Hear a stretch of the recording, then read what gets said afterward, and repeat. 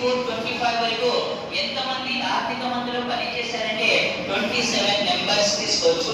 ఇందులో మనకి బడ్జెట్ ప్రవేశపెట్టిన తొలి వ్యక్తి ఎవరు చెప్తున్నాం అక్కడ?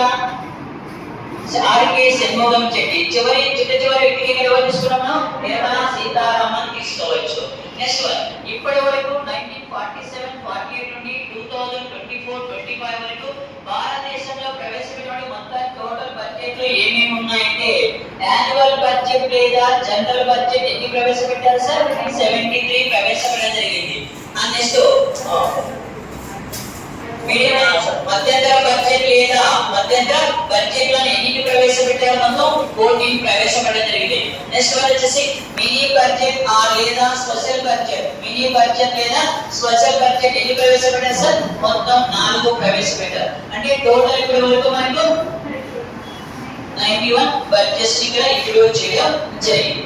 అదే విధంగా బడ్జెట్ ను ప్రసంగించే సమయంలో ఎక్కువ పదాలతో బడ్జెట్ పత్రాలను మనకు భారత పార్లమెంట్ లో ప్రవేశపెట్టే ఫినాన్స్ మినిస్టర్స్ ఎంతమంది ఉన్నారంటే ఎవరు సార్? మొదటి వ్యక్తి మన్మోహన్ సింగ్. ఎన్ని వేల పదాలతో సార్? 18,650.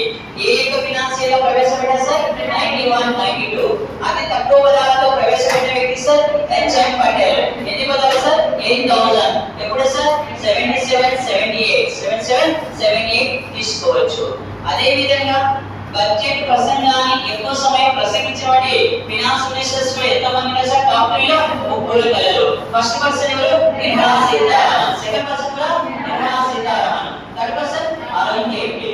మళ్ళీ నిర్మలా సీతారామన్ ఎన్ని అవర్స్ ప్రసంగించడం జరిగింది సార్? 2 hours 42 minutes. ఏ ఫినాన్షియర్ సార్? 2021. సెకండ్ ప్లేస్ లో ఎవరు? నిర్మలా సీతారామన్. ఎన్ని అవర్స్ సార్? 2.170